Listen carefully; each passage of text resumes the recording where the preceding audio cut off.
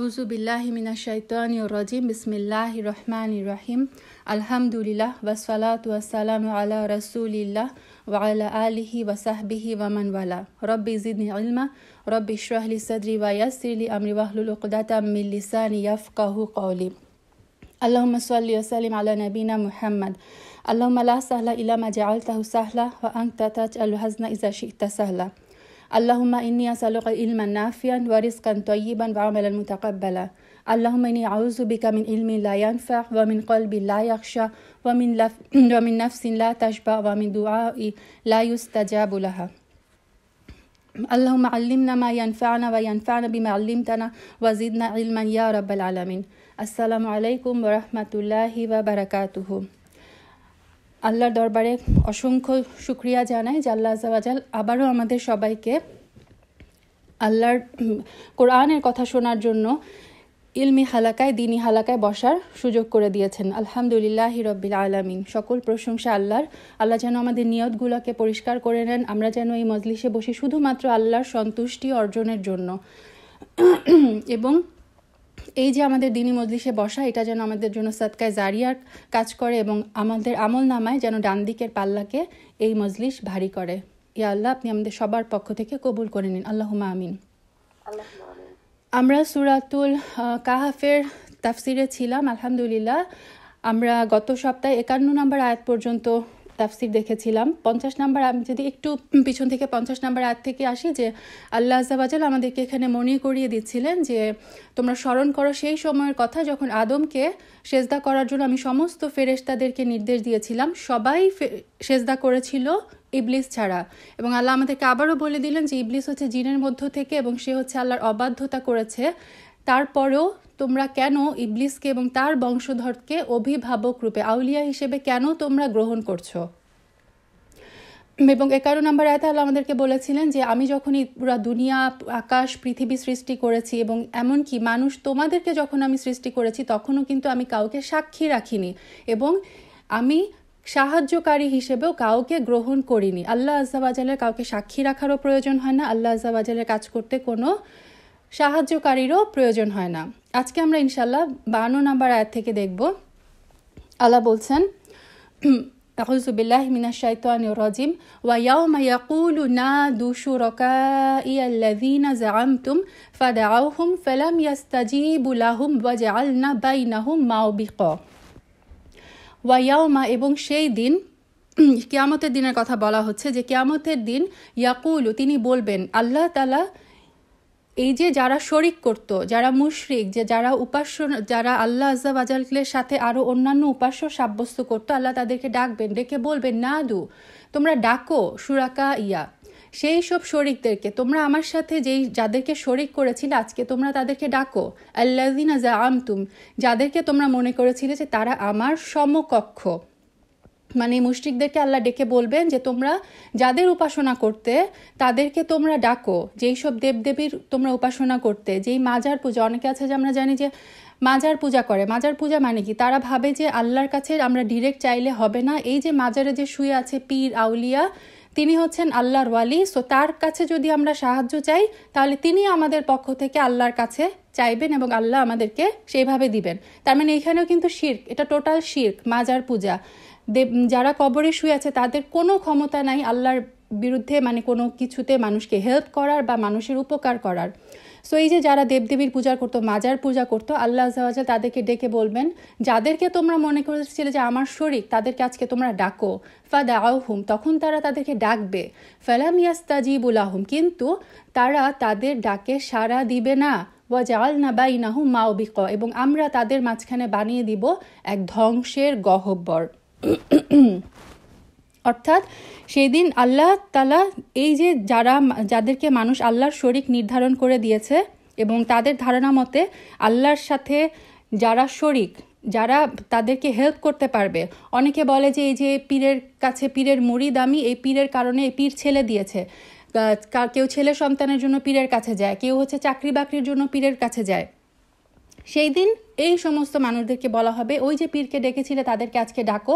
তারা সেই পীরদেরকে ডাকবে, কিন্তু কেউ তাদের ডাকে সাড়া দিবে না। এবং আল্লাহ ক্লিয়ারলি বলে দিলেন যে তাদের এবং তাদের যে উপাস্য, এদের মাঝখানে ধ্বংসস্থল, এক ধ্বংস গহ্বর আমি তৈরি করে দিব। মানে কি, তারা উভয়ই এই ধ্বংস গহ্বরে পড়ে যাবে। আর এই ধ্বংস গহ্বর হচ্ছে জাহান্নাম।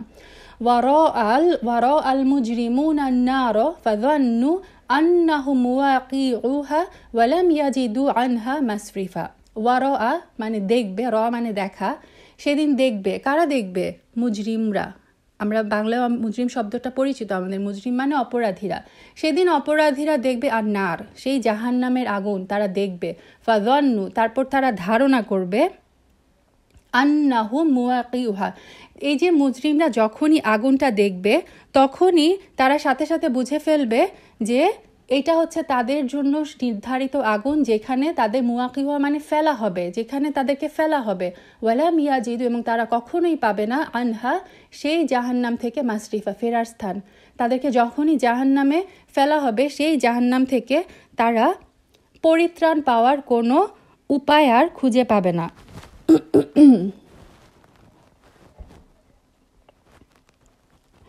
আচ্ছা, হাসরের দিনে জাহান্নাম দেখার পরে এই কাফিররা, মুজরিমরা স্পষ্ট বুঝতে পারবে এবং তখন তারা বিশ্বাস করবে যে তাদেরকে জাহান্নামে ফেলা হচ্ছে। সূরা সাজদায় আল্লাহ আযজা ওয়া জাল বলেছেন যে সেদিন এই মুশরিকরা জাহান্নাম দেখার পরে বলবে যে, আল্লাহ তাদের অবস্থা বর্ণনা করছেন যে, হায় আপনি যদি তাদের অবস্থা দেখতেন যখন অপরাধীরা তাদের প্রতিপালকের সামনে অধোবদন মানে মাথা নিচু করে তারা প্রতিপালকের সামনে বলবে, হে আমাদের প্রতিপালক, আমরা দেখলাম ও শুনলাম। মানে যখন তারা এই যে চোখের সামনে জাহান্নাম দেখবে তখন তারা আল্লাহকে বলবে, আল্লাহ আমরা তো দেখলাম, আল্লাহ আমরা তো এই যে শুনলাম, তার মানে কি আমরা এখন বিশ্বাস করছি, এখন আপনি আমাদেরকে আবার পাঠিয়ে দিন। সুবহানাল্লাহ। তারা বলবে, এখন আপনি আমাদেরকে দুনিয়ায় আবার পাঠিয়ে দিন, আমরা সৎ কাজ করব, আমরা তো দৃঢ় বিশ্বাসী। সেই দিন চোখের সামনে জাহান্নাম দেখার পরে অপরাধীরা এই কথা বলবে যে আমরা তো দৃঢ় বিশ্বাসী, অতএব আপনি আমাদেরকে আবার দুনিয়ায় পাঠান, আমরা সৎ কাজ করব। সুবহানাল্লাহ। এবং মুসনাদে আহমদের একটা হাদিসে রাসূলুল্লাহ সাল্লাল্লাহু আলাইহি সাল্লাম বলেছেন, কিয়ামতের দিনের সময় কাফেরদের জন্য 50,000 বছর নির্ধারণ করা হবে, আর কাফের 40 বছরের রাস্তা থেকে জাহান্নাম দেখে নিশ্চিত হয়ে যাবে সে তাতে পতিত হচ্ছে। মানে জাহান্নাম থেকে এক কাফেরের ডিস্টেন্স যখন 40 বছরের রাস্তা থাকবে তখনই সে নিশ্চিত হয়ে যাবে যে এই সেই জাহান্নাম যার মধ্যে তাকে ফেলা হবে। আল্লাহুম্মা আজিরনা মিনান নার। ওয়ালাকাদ সাররাফনা ফি হাযাল কুরআনি লিন-নাসি মিন কুল্লি মাসাল। ওয়ালাকাদ, এবং নিশ্চয়ই, সাররাফনা, সাররাফা মানে হচ্ছে বিশদভাবে বর্ণনা করা, ফি হাযাল কুরআন, এই যে কোরআন, এই কোরআনের মধ্যে আমরা বিশদভাবে একদম মানে বিস্তারিত বর্ণনা করেছি মানুষের জন্য, লিন-নাস মানুষের জন্য, মিন কুল্লি মাসাল মানে সব ধরনের দৃষ্টান্ত। আল্লাহ আযজা ওয়া জাল কোরআনে বিভিন্ন ধরনের উপমা দেন আমাদেরকে, যেমন কখনো বলা হয় যে নূর, তারপরে অন্ধকার, দিন হচ্ছে নূর আর শিরক হচ্ছে জুলম, সেটা হচ্ছে অন্ধকার। বিভিন্নভাবে আল্লাহ আমাদেরকে শিরক এবং তাওহীদ বুঝিয়েছেন। যেমন সূরা ইউসুফে কয়েকদিন আগে আমরা দেখে এসেছি যে আল্লাহ এখানে ইউসুফ আলাইহিস সালাম তার ওই কারাসঙ্গীদেরকে প্রশ্ন করতেন যে, আর বাবু মুতাফারিকুনা খয়রুন আমিল্লাহুল ওয়াহিদুল কাহ্হার, যে তোমরা চিন্তা করো তো অনেক রব ভালো নাকি এক ওয়াহিদুল কাহ্হার, এক মানে এক রবে এক রব, একত্ববাদ, যে একমাত্র আল্লাহ যে ওয়াহিদ তিনি ভালো। এইভাবে বিভিন্নভাবে কিন্তু আল্লাহ আযজা ওয়া জাল কী করেন, আমাদেরকে চিন্তার খোরাক দেন বিভিন্ন উপমা দিয়ে, কখনো মশার এক্সাম্পল, কখনো মাকড়সার এক্সাম্পল, বিভিন্ন এক্সাম্পল দিয়ে আল্লাহ কী করেন, মানুষের জন্য বিশদভাবে কোরআনের জন্য দৃষ্টান্তই মাসাল দেন। কেন? যাতে মানুষ এখান থেকে শিক্ষা নিতে পারেন। তারপরে আল্লাহ বলছেন, ওয়াকানাল ইনসানু, অথচ মানুষ হচ্ছে আকসার শাইইন জাদালা। সুবহানাল্লাহ। আল্লাহ বলে দিচ্ছেন যে মানুষ, জাদালা মানে ঝগড়াটে, মানুষ অধিকাংশ বিষয়ই হচ্ছে বিতর্ককারী। এটা তো সত্যি, এটা আমরা যদি আমাদের নিজেদের দিকে তাকাই, আমরা সব কিছুর মধ্যে কি করি, ঝগড়া করি, সব কিছুর মধ্যে আমরা একটা বিদ্বেষ খুঁজে পাই।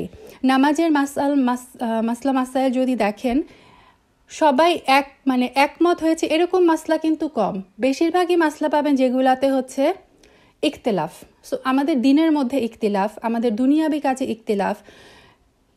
কোরআন আর সুন্নাহকে কেউ যদি স্ট্রিক্টলি ফলো করে তাহলে হচ্ছে এই ইখতিলাফ থেকে সে বেঁচে থাকতে পারবে। আদারওয়াইজ যে নানা মুন্নির নানা মত বলে যে, সো কেউ যদি একদম সুন্নাহ থেকে ডিস্ট্র্যাক্টেড হয়ে যায়, কারণ এটা আমরা হাদিস থেকে জানি যে রাসূলুল্লাহ সাল্লাল্লাহু আলাইহি ওয়াসাল্লামের উম্মাহ ৭৩টা ফিরকায় ভাগ হয়ে যাবে। একটা ফিরকা শুধুমাত্র সিরাতুল মুস্তাকিমে থাকবে, তারা হচ্ছে জান্নাতি হবে, বাকি ৭২টা ফিরকায় কিন্তু জাহান্নামী হবে। তাহলে চিন্তা করেন এই ৭২টা ফিরকা কেন আসলো? এগুলা কিন্তু এই যে মত পার্থক্য, এর সাথে এর মিলে না, ওর সাথে ওর মিলে না, ঝগড়াটে, সব কিছুর ব্যাপারে আমরা ঝগড়াটে। এবং মানুষ যে শুধু এই দুনিয়ায় ঝগড়া করবে তা কিন্তু না। রাসূলুল্লাহ সাল্লাল্লাহু আলাইহি ওয়াসাল্লামের একটা হাদিস আছে যেটা আনাস রাদিয়াল্লাহু তাআলা আনহু থেকে বর্ণিত, যে কিয়ামতের দিনে এক কাফিরের বর্ণনা দিচ্ছেন রাসূল সাল্লাল্লাহু আলাইহি ওয়াসাল্লাম, যে কিয়ামতের দিন কাফিরদের মধ্যে এক ব্যক্তিকে পেশ করা হবে, তারপর তাকে প্রশ্ন করা হবে, আল্লাহ তাকে প্রশ্ন করবেন যে আমার প্রেরিত রাসূল সম্পর্কে তোমার কর্মপন্থা কেমন ছিল, মানে আমি যে রাসূল পাঠিয়েছিলাম তার সম্বন্ধে তোমার ধারণা কি? সে কাফের উত্তর দেবে, হে আমার রব, আমি তো আপনার প্রতি, আপনার রাসূলের প্রতি বিশ্বাস স্থাপন করেছিলাম এবং তাদের আনুগত্য করেছিলাম। তখন আল্লাহ তাআলা বলবেন, তোমার আমলনামা সামনে রাখা হয়েছে, এতে তো এমন কিছু নেই। মানে সে মিথ্যা বলবে। তখন আল্লাহ বলবেন, তোমার আমলনামায় তো সব কিছু লেখা আছে, তুমি তোমার আমলনামা পড়ো, এটার মধ্যে তো এমন কিছু নেই। লোকটি বলবে, আমি এই আমলনামা মানি না। চিন্তা করেন, আমি এই আমলনামার লেখকদের চিনি না, আমল করার সময় তাদেরকে দেখিনি। সুবহানাল্লাহ। মানে এই যে কিরামান কাতিবিন, যে সম্মানিত লেখকরা যে আমাদের আমলনামা লিখছেন, এই কাফের সেদিন আল্লাহর সামনে বলবে যে আমি এই আমলনামাও মানি না, এই আমলনামার লেখকদেরকে আমি চিনিও না, সো আমি এই আমলনামাটাই মানি না। তখন আল্লাহ তাআলা বলবেন, সামনে লাউহে মাহফুজ আছে, এতেও তোমার অবস্থা এরূপই লিখিত রয়েছে। কারণ কি? কারণ আমরা জানি লাউহে মাহফুজে মানুষের মানে সৃষ্টির শুরু থেকে শেষ পর্যন্ত যা কিছু হবে সব কিছু লাউহে মাহফুজে কিন্তু অলরেডি সংরক্ষিত আছে। তো আল্লাহ আজ্জা ওয়া জাল সেদিন ওই বান্দাকে, ওই বিতর্কিত, ওই তর্কপ্রিয় বান্দাকে বলবে, তুমি তোমার আমলনামা মানো না? লাউহে মাহফুজে তো সব কিছু লেখা আছে, তুমি দেখো লাউহে মাহফুজেও কিন্তু ঠিক তুমি তোমার এই আমলনামার কথা এরকমই লেখা আছে। সে বলবে, হে আমার রব, আপনি আমাকে আপনার জুলুম থেকে আশ্রয় দিয়েছেন কি? তিনি বলবে, আল্লাহ বলবে, নিশ্চয়ই জুলুম থেকে তুমি আমার আশ্রয় রয়েছো। সে বলবে, হে আমার রব, যেসব সাক্ষ্য আমি দেখিনি সেগুলো আমি কিভাবে মানব? আমার নিজের পক্ষ থেকে যে সাক্ষ্য হবে আমি তাই মানতে পারি। মানে সে বলবে যে এই যে আমার বিপক্ষে যারা যারা সাক্ষী দিয়েছে আমি তাদের কাউকে মানি না, আমি শুধু আমার নিজেকে আজকে সাক্ষী হিসেবে মানি। তখন আল্লাহ আজ্জা ওয়া জাল বলবে, ঠিক আছে। তখন তার মুখ সিলগালা করে দেওয়া হবে এবং তার হাত পা তার কুফর এবং শিরক সম্পর্কে সাক্ষ্য দেবে। এরপর তাকে জাহান্নামে নিক্ষেপ করা হবে। এটা মুসলিমের হাদিস। সুবহানাল্লাহ।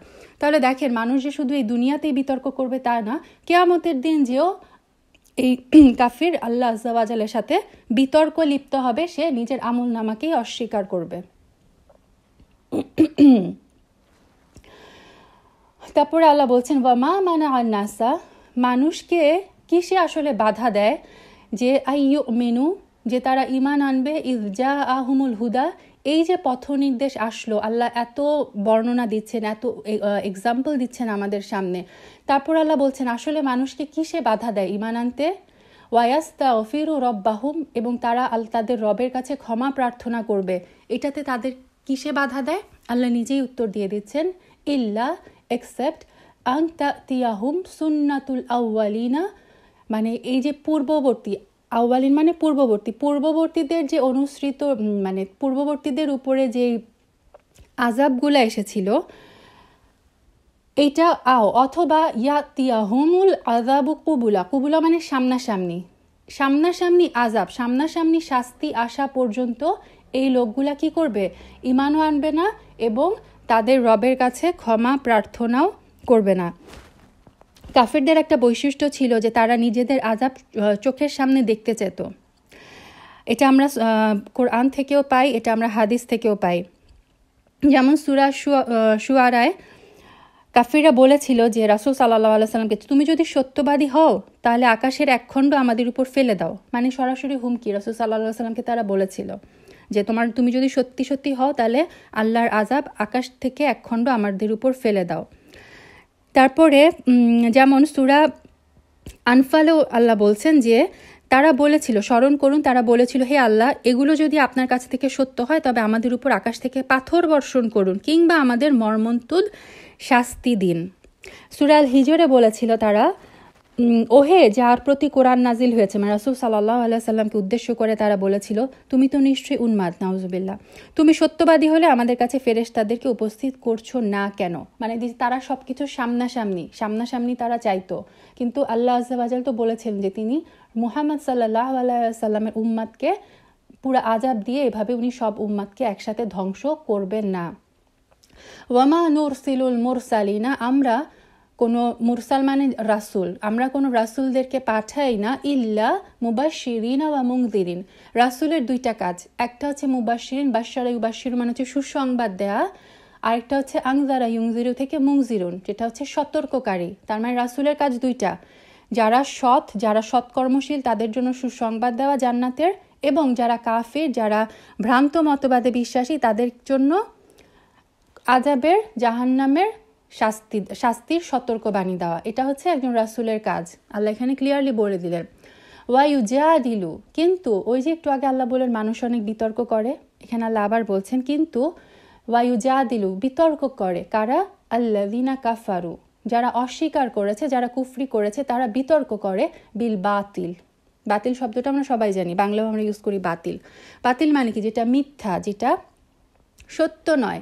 কাফিররা এই বাতিল দিয়ে ঝগড়া করে, বিতর্ক করে। কেন? তাদের উদ্দেশ্য কি? লিউদহিদু, ইউদহিদু মানে হচ্ছে দুর্বল করে দেওয়া, ব্যর্থ করে দেওয়া। তারা যেন ব্যর্থ করে দিতে পারে বিহিল হক, এই যে সত্য, রাসূল সাল্লাল্লাহু আলাইহি সাল্লাম আল্লাহর পক্ষ থেকে যে সত্য নিয়ে এসেছেন, কাফিররা চেষ্টা করে তাদের যে বাতিল, তাদের যে মিথ্যা, সেটা দিয়ে এই সত্যটাকে দুর্বল করে দিতে। ওয়াত্তাখাযু, এবং তারা গ্রহণ করেছে, আয়াতি, আমার নিদর্শনকে, ওয়ামা উনযিরু, এবং যা তাদেরকে, যেগুলা দিয়ে তাদেরকে সতর্ক করা হয়েছে, হুজুয়া। হুজুয়া মানে হচ্ছে বিদ্রূপ, উপহাস। তারা এগুলোকে ঠাট্টা উপহাসের সামগ্রী বানিয়ে নিয়েছে।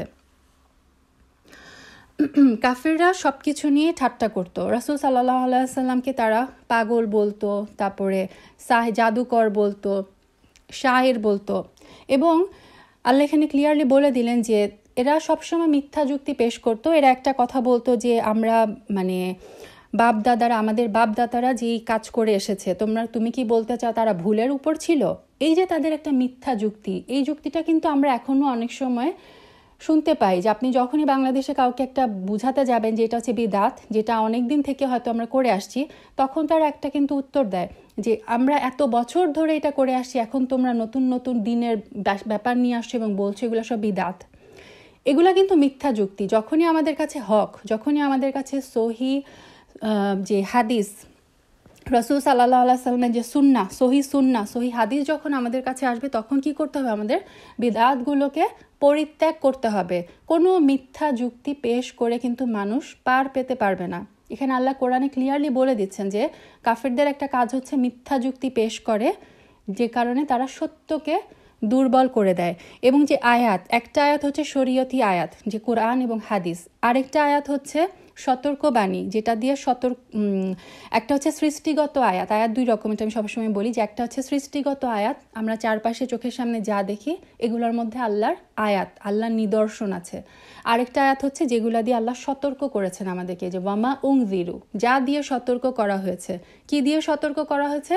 কোরআন এবং হাদিস দিয়ে। তো এগুলোকে কাফিরা কি করে? বিদ্রূপ রূপে এগুলো নিয়ে ঠাট্টা তামাশা করে। ওয়ামান আযলামু, তার চেয়ে আর অধিক বেশি কে জুলুমকারী, মিম্মান, তার চেয়ে যুক্কিরা বিআয়াতি রব্বিহি, যাকে তার রবের আয়াতগুলো স্মরণ করিয়ে দেয়া হলো, তারপরে কি করলো? ফাআরাদা, তারপর সে মুখ ফিরিয়ে নিয়েছে, আনহা, সেই আয়াত থেকে। এই যে আল্লাহ আজ্জা ওয়া জাল বারবার আমাদেরকে সতর্ক বানিয়ে দিচ্ছেন, তারপরেও যদি আমরা এটা থেকে মুখ ফিরিয়ে নেই, আল্লাহ এখানে ক্লিয়ারলি বলে দিলেন সে হচ্ছে তার চেয়ে বেশি সীমা লঙ্ঘনকারী আর কেউ নাই। ওয়ানাসিয়া, এবং সে ভুলে যায়, মানুষ আমরা সব কিছু ভুলে যাই, মা কদ্দামাত ইয়াদা, যা তার হাত আগে পাঠিয়েছে, মানে এই যে আমাদের আমল নামা, আমরা দুই হাতে যে কাজগুলা করছি, যা আমাদের আমল নামা পাঠাচ্ছি, এটাই হচ্ছে মা কদ্দামাত ইয়াদা, তার হাতগুলো যা পাঠাচ্ছে। এই জিনিসগুলো মানে আমাদের কৃতকর্মগুলো আমরা ভুলে যাই। ইন্না জাআলনা নিশ্চয়ই আমরা বানিয়েছি আলা কুলুবিহিম তাদের অন্তর তাদের কুলুবগুলোর উপর অন্তরের উপর আকিন্না মানে আবরণ আইয়াফকাহুহু যে তারা বুঝে। এই যে মানে কেন কাফিররা আর বুঝতে পারে না, কারণ আল্লাহ তাদের কি করেন শাস্তি স্বরূপ তাদের অন্তরের উপর একটা আবরণ ফেলে দেন যাতে আর তারা সত্যটা বুঝতেও পারে না। ওয়াফি আযানিহিম এবং তাদের কানের উপরে, আযান হচ্ছে উযুনুন হচ্ছে কান, আযানিহিম তাদের কানের উপরে ওয়াকর মানে হচ্ছে বোঝা। এখানে বোঝা, কানের উপর বোঝা ফেলে দেওয়া মানে কি, সে আর কানে শুনতে পায় না, তাকে বধিরতা দিয়ে দিয়েছি শাস্তি স্বরূপ। সে কানেও শুনে না, সে অন্তরে যে সত্যটা, সে অন্তরও তার আবরণ দেয়া, সো সে সত্যটা উপলব্ধিও করতে পারে না। ওয়া ইন তাদউহুম যদি তুমি তাদেরকে ডাকো ইলাল হুদা এই যে সৎপথের দিকে, যদি তুমি তাদেরকে ডাকো ফালাই ইয়াহতাদু তারা সঠিক পথ পাবে না, ইদান আবাদা কখনো না, নেভার এভার। কারণ তাদের অন্তরের উপর আচ্ছাদন, তাদের কানের উপর আচ্ছাদন, সো সত্যটা তাদের অন্তরেও প্রবেশ করে না, কানেও প্রবেশ করে না, তারা সঠিক পথ পাবে না। ওয়া রব্বুকা এবং তোমার রব, ওয়া রব্বুকাল গফুর যুর রাহমা, ওয়া রব্বুকাল গফুর, গফুর হচ্ছে মুবালাগা ফর্ম, অত্যন্ত ক্ষমাশীল, যুর রাহমা মানে তিনি হচ্ছেন অনুগ্রহের আধার। সুবহানাল্লাহ, আমাদের রব আর রহমান আর রহিম, তিনি অনুগ্রহের আধার এবং তিনি ক্ষমাশীল। লা ইউআখিযুহুম যদি তিনি তাদেরকে পাকড়াও করতেন, বিমা কাসাবু যা তারা অর্জন করেছে, মানে যদি এই মানুষ দোষ করে, মানুষ যখন অপরাধ করে, আমরা প্রতিনিয়তই কিন্তু আল্লাহর বিরুদ্ধে কিন্তু মানে নিজেদের বিরুদ্ধে, নাফসের বিরুদ্ধে মানে জুলুম করি, আমরা কিন্তু প্রতিনিয়তই হচ্ছে অপরাধ করে যাই। আল্লাহ এখানে বলে দিচ্ছেন যদি কেউ দোষ করলে সাথে সাথে তাকে পাকড়াও করে শাস্তি দিত, তাহলে আমরা কোথায় যেতাম? কিন্তু এটা আল্লাহর সুন্নাত না। আল্লাহ বলে দিচ্ছেন যে তিনি হচ্ছেন ক্ষমাশীল, তিনি হচ্ছেন অনুগ্রহের অধিকারী। সো তিনি ওয়েট করেন যে বান্দা অপরাধ করার পরে ক্ষমা চেয়ে আবার ফিরে আসে কিনা। লাউ ইউআখিযুহুম বিমা কাসাবু তারা যে অর্জন করলো মানে তাদের এই অপরাধের কারণে যদি তিনি পাকড়াও করতেন, লাআজ্জালা লাহুমুল আযাব আযাবকে তিনি আজ্জালা মানে ত্বরান্বিত করা, তিনি দ্রুত তাদেরকে শাস্তি দিয়ে দিতে পারতেন। বাল কিন্তু লাহুম মাউঈদ কিন্তু তাদের জন্য রয়েছে প্রতিশ্রুত সময়, মানে আল্লাহ এই দুনিয়ায় আল্লাহ আজ্জা ওয়া জাল সমস্ত অপরাধের শাস্তি দিবেন না, সেটার জন্য একটা নির্ধারিত সময় আছে, অ্যাপয়েন্টেড টাইম। মাওঈদ মানে হচ্ছে অ্যাপয়েন্টমেন্ট, আরবিতে অ্যাপয়েন্টমেন্টকে বলা হয় মাওঈদ। তার জন্য একটা অ্যাপয়েন্টেড টাইম আছে, যেটা হচ্ছে আমরা জানি যে কিয়ামতের দিন। কারণ এইটা হচ্ছে বদলার জগৎ না, এটা হচ্ছে কর্মজগৎ। আমরা এখন কাজ করে যাব এবং সমস্ত কাজের বদলা হিসাব হবে ওই দুনিয়ায় কিয়ামতের দিন। তা আল্লাহ বলে দিলেন যে না, তাদের জন্য নির্ধারিত সময় আছে। লা ইয়াজিদু মিন দুনিহি মাউইলা যেই দিন কেউ তারা পালানোর কোনো রাস্তা খুঁজে পাবে না। মালাকুল মউত যখন আমার জান কবজ করতে আসবে, তখন আমি মালাকুল মউতকে বলতে পারবো না, না আজকে আমি যাব না, আপনি কালকে আসেন। অথবা কিয়ামতের দিন যখন আমাকে কবর থেকে ওঠানো হবে হিসাবের জন্য, যখন তাড়িয়ে নিয়ে যাওয়া হবে, আমি বলতে পারবো না আমি যাব না, আমি লুকিয়ে যাই না। সেই দিন পালানোর কোনো জায়গা কেউ খুঁজে পাবে না, আল্লাহ আজ্জা ওয়া জালের সামনে তাকে দাঁড়াতেই হবে হিসাবের জন্য। ওয়াতিল কাল কুরা, তারপর আল্লাহ আজ্জা ওয়া জাল বলছেন এই যে আদ, সামুদ, অনেক বিভিন্ন জনপদের কথা আল্লাহ আমাদেরকে বারবার স্মরণ করিয়ে দেন। ওয়াতিল কাল কুরা আহলাকনাহুম, এবং এই সমস্ত যে জনপদগুলো আমরা ধ্বংস করে দিয়েছি, লাম্মা যখন যালামু যখন তারা সীমা লঙ্ঘন করেছিল, তখন আমরা তাদেরকে ধ্বংস করে দিয়েছি। আদ, সামুদ, আরও কত জাতির কথা আমরা জানি।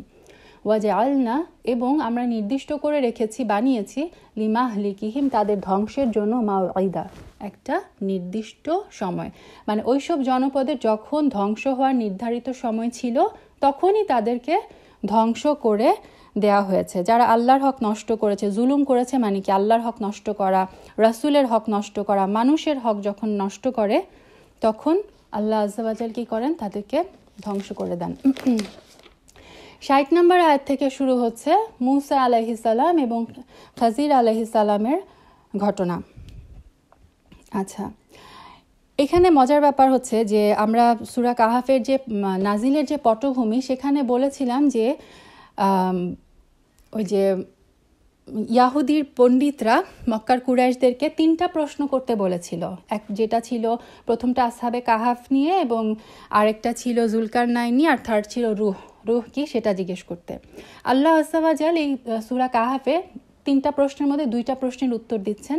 একটা হচ্ছে আসহাবে কাহাফের ঘটনা, আরেকটা হচ্ছে জুলকারনাইনের ঘটনা। রুহ এটার নিয়ে উত্তর উনি দিয়েছেন সূরা বানি ইসরাইলে, সূরা ইসরাতে। কিন্তু আমরা দেখি যে তারা কোয়েশ্চেন করলো 4টা, কিন্তু আল্লাহ আযজা ওয়া জাল কিন্তু এই যে সূরা কাহাফে আরও এক্সট্রা 2টা ঘটনার কথা বললেন। মুসা আলাইহিস সালামের ঘটনা কিন্তু তারা জানতে চায়নি। গতদিন আমরা যে দেখলাম যে 2জন ব্যক্তির যে কথোপকথন, বাগানওয়ালা ব্যক্তির যে কথোপকথন, সেই ঘটনাও কিন্তু তারা জানতে চায়নি। তাহলে তারা প্রশ্ন করলেন হচ্ছে 3টা নিয়ে, কিন্তু উত্তরে আল্লাহ আযজা ওয়া জাল তাদেরকে আরও এক্সট্রা কিছু জবাব দিলেন। কেন?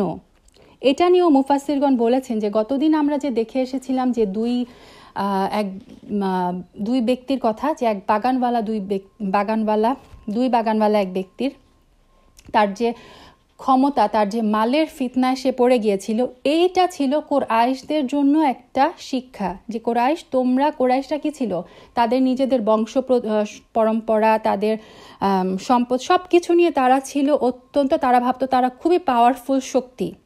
আল্লাহ আযজা ওয়া জাল এখানে এই ব্যক্তির ঘটনা দিয়ে বুঝিয়ে দিলেন যে দেখো, আমি কিন্তু চাইলেই মুহূর্তের মধ্যে, ওই ব্যক্তি কি করলো, সকালে উঠে দেখলো তার পুরো বাগান তছনছ। তাহলে এখানে তাদেরকে বুঝিয়ে দিলেন, কুরাইশ তোমরা যে নিজেদেরকে এত পাওয়ারফুল ভাবো, এই তোমাদের শক্তি কিন্তু আমি যে কোনো সময় চাইলেই নিয়ে নিতে পারি। আরেকটা এক্সট্রা ঘটনা আল্লাহ আযজা ওয়া জাল এখানে বলছেন মুসা আলাইহিস সালামের কথা। মুসা আলাইহিস সালামের এই ঘটনাটা আল্লাহ আযজা ওয়া জাল বলছেন ওই যে ইহুদি পণ্ডিতরা তাদেরকে পাঠালো, সেই পণ্ডিতদের জন্য, ইহুদিদের জন্য, আহলে কিতাবের জন্য। কেন? মুসা আলাইহিস সালামের ঘটনাটা যখন আমরা দেখব যে এটা হচ্ছে জ্ঞানের ফিতনা, ইলমের ফিতনা। মুসা আলাইহিস সালাম ছিল বানি ইসরায়েলের মধ্যে, তিনি ছিলেন যেহেতু নবী, তিনি ছিলেন সবচেয়ে নলেজেবল, সবচেয়ে জ্ঞানী ব্যক্তি। কিন্তু মুসা আলাইহিস সালামও যখন জানলো, আল্লাহ যখন তাকে বললেন যে না, তোমার চেয়েও অন্যদিকে বেশি জ্ঞান দিয়েছি আমি আমার আরেকজন বান্দাকে, মুসা আলাইহিস সালাম কি করলেন, নিজে হাম্বল হয়ে তিনি কি করলেন, সাথে সাথে বললেন, হে আল্লাহ, আমি তার কাছে যেতে চাই, সেই ইলম আমি শিখতে চাই। মুসা আলাইহিস সালাম কিন্তু মুতাকাব্বির ছিলেন, উনি কিন্তু অহংকারী ছিলেন না। উনি বলেন না যে আমি হচ্ছি নবী, আমি কেন আরেকজনের কাছে যাব, কারণ নবী আমরা জানি যে সেই জেনারেশনের সবচেয়ে বেস্ট যে সেই হচ্ছে নবী। সো তিনি কিন্তু মুতাকাব্বির ছিলেন না, অহংকারী ছিলেন না। আহলে কিতাবকে আল্লাহ আযজা ওয়া জাল এই ঘটনা দিয়ে, মুসা আলাইহিস সালামের ঘটনাটি দিয়ে বোঝাচ্ছেন যে তোমরা সত্যের উপর ছিলা। সো তোমরা যেই নবীর উম্মত, তারা কাকে বিশ্বাস করে, মুসা আলাইহিস সালামকে। এখানে আল্লাহ আযজা ওয়া জাল তাদেরই সেই নবীর ঘটনা দিয়ে বোঝাচ্ছেন, তোমাদের নবী তিনি এই খাজির আলাইহিস সালামের কথা যখন জানলেন, তিনি তখন তার ব্যবহারটা কেমন ছিল। তিনি নিজেকে হাম্বল করে ফেলে কি করলেন, তার কাছে গেলেন জ্ঞান শিখতে। সো এই যে তোমাদের পরে এই যে রাসূল মুহাম্মদ সাল্লাল্লাহু আলাইহি সাল্লাম নতুন নবী এসেছে, তোমাদেরও কি উচিত, তার কাছে যে তার হাতে এই যে বাইয়াত গ্রহণ করা উচিত। তোমরা যে তোমাদের যেই মুসা আলাইহিস সালামই তোমাদের শেষ নবী, এরপরে আর কেউ আসবে না, এই যে ভুল একটা ধারণা নিয়ে আছো, সেই ধারণাটা ভাঙার জন্য আল্লাহ আযজা ওয়া জাল এখানে আহলে কিতাবদের উদ্দেশ্য করে মুসা আলাইহিস সালামের ঘটনাটাও এখানে বর্ণনা করেছেন। এটা তাফসীরকারগণ এভাবে বলেছেন। আচ্ছা, মুসা আলাইহিস সালামের ঘটনাটা আমরা এই ঘটনাটার তাফসীর আমরা দেখব ডিরেক্টলি হাদিস থেকে। রাসূল সাল্লাল্লাহু আলাইহি ওয়াসাল্লাম এই ঘটনাটার পুরো সুন্দর তাফসীর করেছেন। ইলমু তাফসীরের 5টা স্টেজ আছে। প্রথম স্টেজ হচ্ছে তাফসীর কোরআন বিল কোরআন, কোরআনের কিছু আয়াত তার অন্য আয়াতে তাফসীর করে। সেকেন্ড স্টেজ হচ্ছে তাফসীর কোরআন বিল হাদিস, কিছু কিছু আয়াতের তাফসীর রাসূল সাল্লাল্লাহু আলাইহি ওয়াসাল্লাম নিজে করে গেছেন। তারপরে হচ্ছে সাহাবাদের তাফসীর, তারপর হচ্ছে তাবেঈনদের তাফসীর, তারপর হচ্ছে স্কলারদের তাফসীর। এটা হচ্ছে এই স্টেজগুলো হচ্ছে ইলমু তাফসীরের স্টেজ।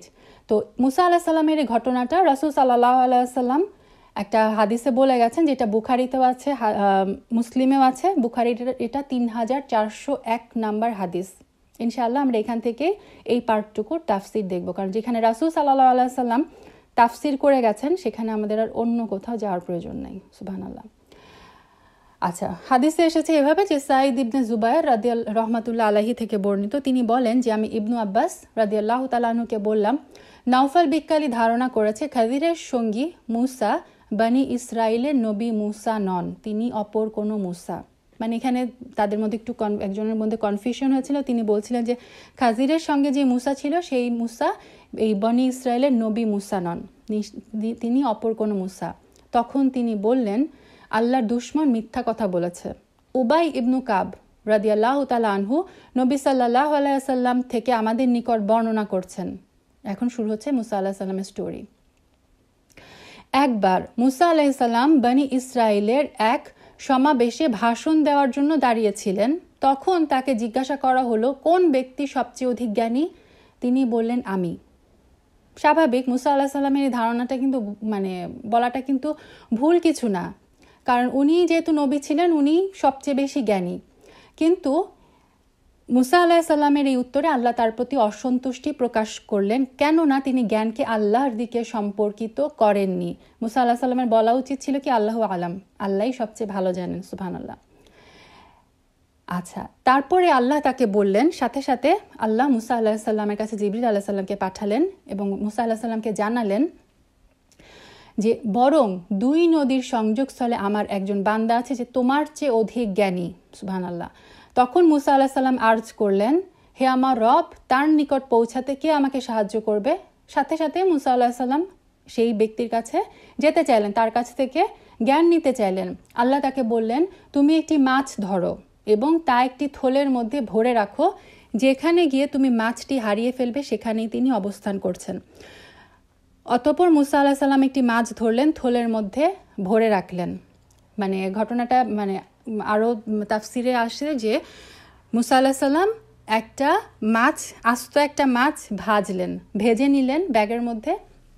আল্লাহ বললেন যে যেখানে এই মাছটা হারিয়ে যাবে এবং সেখানেই দেখবা যে দুই নদীর এটা সংযোগস্থল থাকবে, সেখানেই হচ্ছে তুমি আমার সেই বান্দাকে পাবা যে হচ্ছে তোমার চেয়েও অধিক জ্ঞানী।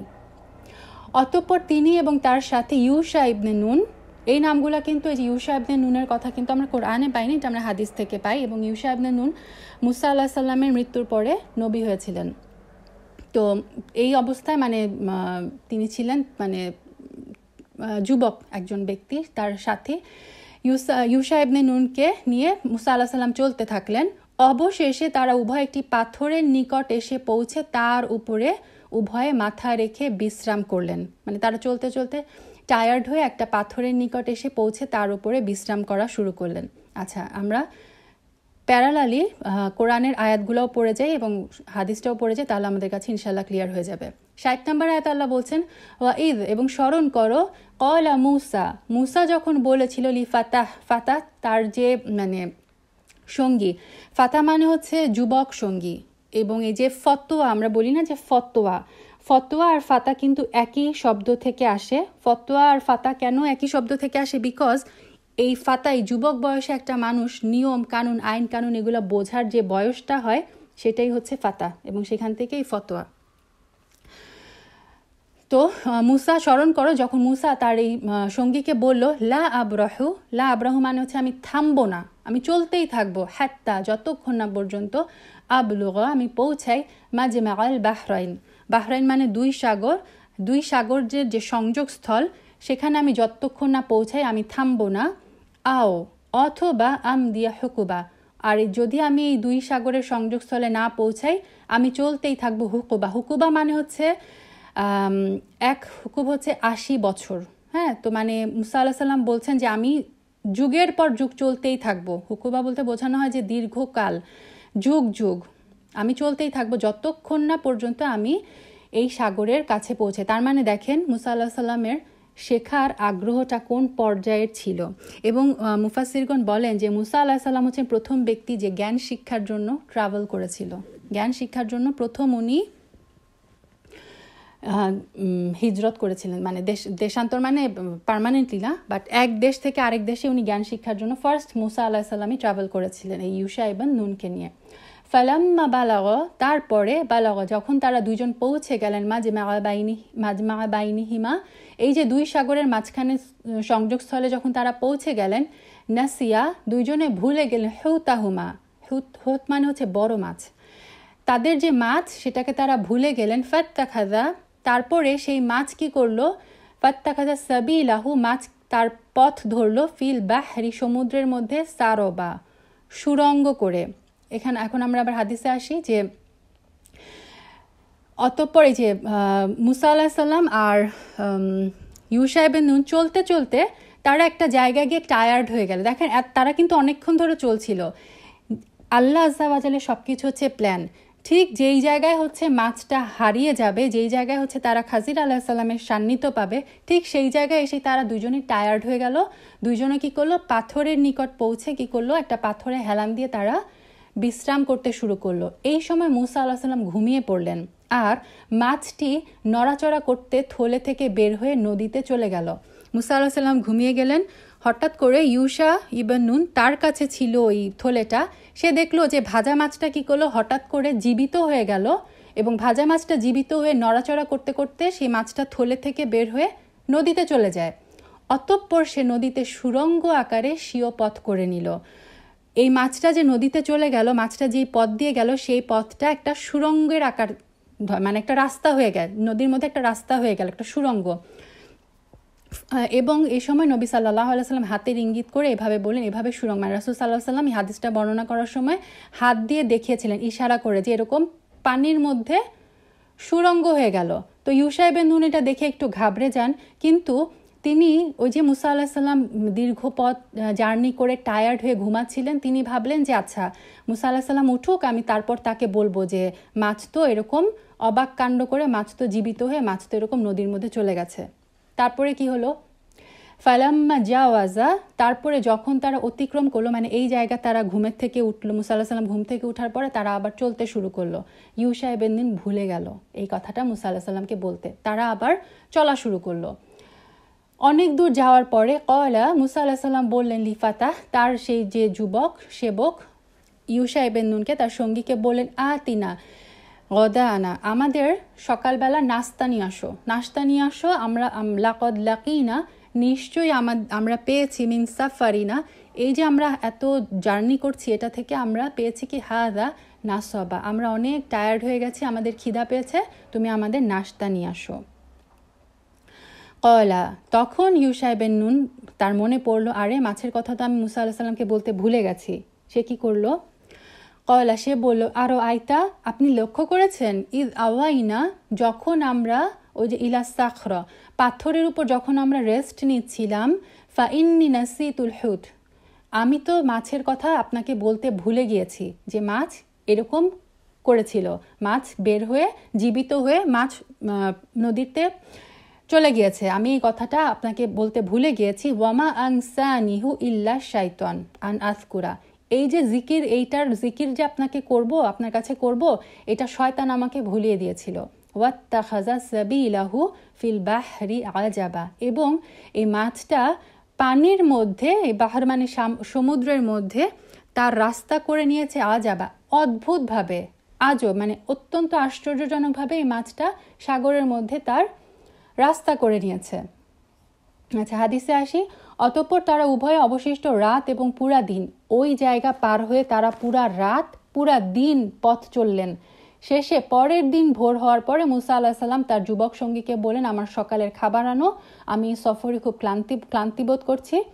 বস্তুত মুসা আলাইহিস সালাম যে পর্যন্ত আল্লাহর নির্দেশিত স্থানটি অতিক্রম না করেছেন সে পর্যন্ত তিনি সফরে কোনো ক্লান্তি অনুভব করেননি। তখন তার সঙ্গী তাকে বলল, আপনি কি লক্ষ্য করেছেন, আমরা যখন সেই পাথরের নিকট বিশ্রাম নিলাম, মাছটি চলে যাবার কথা বলতে আমি একেবারেই আপনাকে ভুলে গিয়েছি। আসলে আপনার নিকট তা উল্লেখ করতে শয়তান আমাকে ভুলিয়ে দিয়েছে, এবং মাছটি নদীতে আশ্চর্যজনকভাবে নিজের রাস্তা করে নিয়েছেন। তখন মুসা আলাইহিস সালাম তাকে বললেন যে এটাই তো সেই স্থান যা আমরা খুঁজে বেড়াচ্ছি। দেখেন, আপনি আমি হলে কি করতাম, মানে কি পরিমাণ রাগ হয়ে যেতাম, যে যেই কারণে আমরা এত দূর ট্রাভেল করছি সেইটা তুমি আমাকে না বলে আমরা আরো এত দূর আসলাম। কিন্তু মুসা আলাইহিস সালাম কি করলেন, জাস্ট বললেন যে এটা তো সেই স্থান যেটা আমরা খুঁজে বেড়াচ্ছি। কি করলেন, অতঃপর উভয়ে নিজ নিজ পদচিহ্ন ধরে পিছনের দিকে চলতে লাগলেন, মানে যে পথে এসেছিলেন সেই পথে আবার তারা চলতে শুরু করলেন। শেষ পর্যন্ত তারা দুজনে সেই পাথরটির নিকটে এসে পৌঁছালেন এবং দেখলেন সেখানে জনৈক ব্যক্তি বস্ত্রাবৃত হয়ে আছে। কয়লা মুসা আলাইহিস সালাম বললেন, যালিকা মা কুন্না নাবগি, এটাই তো সেই পথ যা আমরা চেয়েছি। ফারতাদ্দা, তারা ওই যে আবার ফিরে চললো, আলা আসারিহিমা, আসার মানে হচ্ছে পদচিহ্ন, তারা তাদের যে পদচিহ্ন মানে যে রাস্তায় এসেছিল সেই রাস্তায় আবার তারা চলতে শুরু করলো। কসাসা মানে সেই পদচিহ্ন অনুসরণ করে তারা আবার চলতে শুরু করলো। ফাওয়াজাদা, তারপর তারা দুইজনে পেল আবদাম মিন ইবাদিনা। খাজির আলাইহিস সালামের পরিচয় আল্লাহ দিচ্ছেন। কি পরিচয়? তিনি হচ্ছেন আবদাম মিন ইবাদিনা, আমাদের একজন দাস, আল্লাহর একজন দাস। রহমাতাম মিন ইনদিনা, আতাইনাহু রহমাতাম মিন ইনদিনা, যাকে আমরা দিয়েছি আমাদের পক্ষ থেকে রহমা। তার মানে খাজির আলাইহিস সালামের আল্লাহ সুবহানাহু ওয়া তাআলা স্পেশাল দুইটা জিনিস দিয়েছেন। একটা হচ্ছে আল্লাহর পক্ষ থেকে স্পেশাল রহমা, ওয়া আল্লামনাহু, এবং আমরা তাকে শিখিয়েছি মিল্লাদুনা ইলমা, আমাদের কাছ থেকে জ্ঞান। এখানে যে ইনদিনাও মানে আমাদের কাছ থেকে, মিল্লাদুন মানেও আমাদের কাছ থেকে, বাট পার্থক্য হচ্ছে মিল্লাদুন মানে হচ্ছে একটু মানে গোপন, যেটা হচ্ছে প্রকাশ্য না, মানে যেটা খিজির আলাইহিস সালামকে যে রহমা দেওয়া হয়েছিল সেটা প্রকাশ্য, সেটা খুব কমন, কিন্তু যে জ্ঞান তাকে দেওয়া হয়েছিল সেটা ছিল মানে স্পেশাল জ্ঞান, যেই জ্ঞান আল্লাহ আযজা ওয়া জাল সবাইকে দেন না। তো এখানে ওলামাগণ বলেছেন যে রহমাটাকে আল্লাহ প্রথমে মেনশন করলেন, তারপরে হচ্ছে জ্ঞানটাকে মেনশন করলেন, কারণ একজন মানুষের যদি জ্ঞান নাও থাকে, সে যদি রহমতপূর্ণ, সে যদি মানে খুব দয়াশীল হয়, অনুগ্রহশীল হয়, সে অন্য মানুষের উপকার করতে পারবে। তার যদি জ্ঞানও না থাকে, তার রহমতের কারণে সে অন্য মানুষের উপকারে আসবে। কিন্তু একজন মানুষ খুব জ্ঞানী ব্যক্তি, কিন্তু সে যদি নির্মম হয়, তার ভিতরে যদি রহমত না থাকে, সে কিন্তু মানুষের উপকার করতে পারবে না, তাকে দিয়ে অন্য মানুষ উপকৃত হতে পারবে না। খাজির আলাইহিস সালামকে আল্লাহ আযজা ওয়া জাল এই দুইটা জিনিসই দিয়েছিলেন, স্পেশাল রহমত এবং মিল্লাদুন ইলমা, একদম স্পেশাল কিছু জ্ঞান, যেই জ্ঞান আল্লাহ আযজা ওয়া জালের পক্ষ থেকে একদম খাস ছিল তার কারণে। এই যে খাজির নামটা আমি বলছি, এটাও কিন্তু কোরআনে বলা হয়নি, বুখারীর হাদিসে রাসূল সাল্লাল্লাহু আলাইহি ওয়াসাল্লাম কাছ থেকে আমরা এই নামটা পাই। এবং বুখারীর একটা হাদিসে আছে যে খাদির মানে হচ্ছে আরবিতে গ্রিন, সবুজ।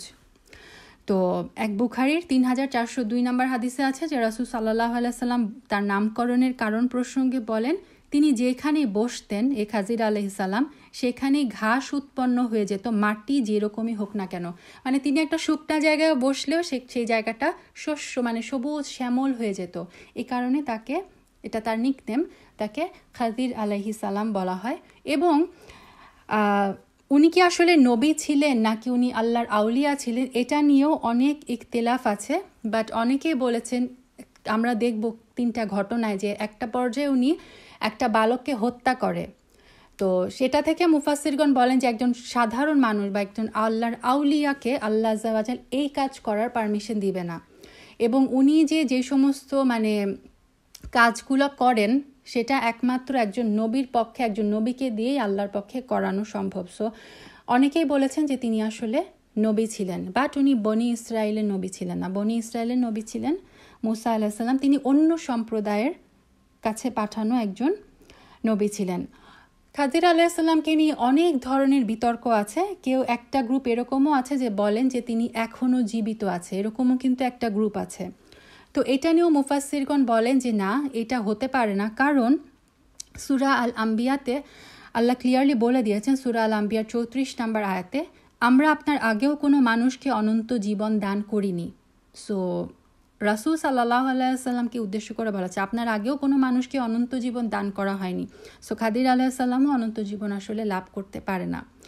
তারপর মুফাসসিরগণ আরেকটা হাদিস উল্লেখ করেন, মুসলিমের একটা হাদিস, যে আব্দুল্লাহ ইবনে ওমর রাদিয়াল্লাহু তাআলা আনহু থেকে বর্ণিত, তিনি বলেন রাসূল সাল্লাল্লাহু আলাইহি ওয়াসাল্লাম জীবনের শেষ দিকে এক রাতে আমাদেরকে নিয়ে এশার সালাত আদায় করেন। সালাত শেষে তিনি দাঁড়িয়ে যান এবং বলেন, তোমরা কি আজকে রাতটি লক্ষ্য করছো? এই রাত থেকে 100 বছর পর আজকে যারা পৃথিবীতে আছে তাদের কেউ জীবিত থাকবে না। সো মুফাসসিরগণ এটাও বলেন যে রাসূল সাল্লাল্লাহু আলাইহি সাল্লাম যদি জানতেন যে খাজির আলাইহিস সালাম মানে উনি হচ্ছে এখনও বেঁচে আছে, তাহলে উনি এই হাদিসে এই কথা বলতেন না যে ওই টাইম থেকে রাসূল সাল্লাল্লাহু আলাইহি সাল্লাম বলেছেন আজ থেকে 100 বছর পরে এই পৃথিবীতে এখন যারা আছে তাদের কেউই বেঁচে থাকবে না। সো বেশিরভাগ মুফাসসিরগণ বলেন যে এটা একটা ভ্রান্ত ধারণা যে খাজির আলাইহিস সালাম এখনও বেঁচে আছেন, আল্লাহু আলাম।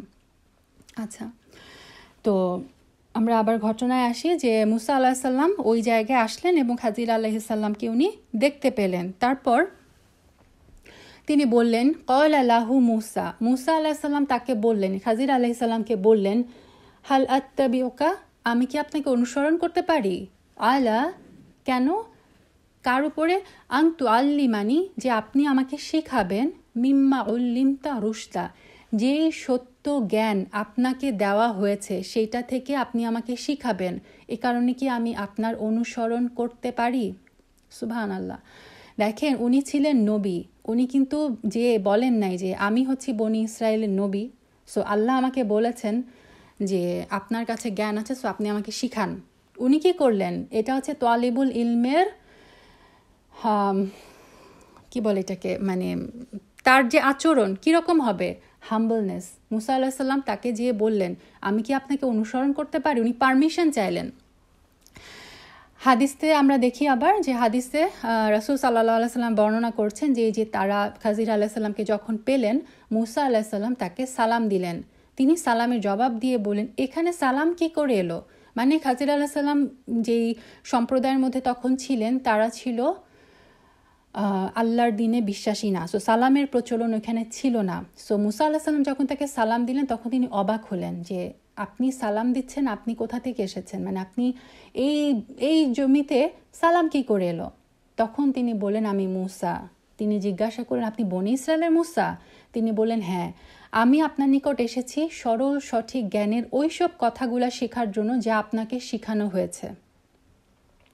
তিনি বললেন হে মুসা, আমার আল্লাহর দেওয়া কিছু জ্ঞান আছে যা আল্লাহ আমাকে শিক্ষা দিয়েছেন, আপনি তা জানেন, আর আপনারও আল্লাহ প্রদত্ত কিছু জ্ঞান আছে যা আল্লাহ আপনাকে শিখিয়েছেন, আমি তা জানি না। সুবহানাল্লাহ। দেখেন দুইজনেরই মানে অ্যাটিটিউডটা কি। খাজির আলাইহিস সালাম বলছেন হ্যাঁ, আল্লাহ আমাকে কিছু জ্ঞান দিয়েছেন যেটা আপনাকে দেননি, আবার আপনাকেও কিছু জ্ঞান দিয়েছেন যেটা আমাকে শিখাননি। তখন মুসা আলাইহিস সালাম বললেন আমি কি আপনার সাথী হতে পারি? খাজির আলাইহিস সালাম কি উত্তর দিলেন?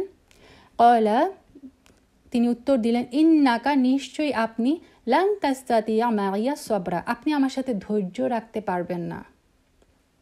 কারণ খাজির আলাইহিস সালাম জানতেন যে তিনি আল্লাহ তাকে দিয়ে এমন কিছু কাজ করান যেটা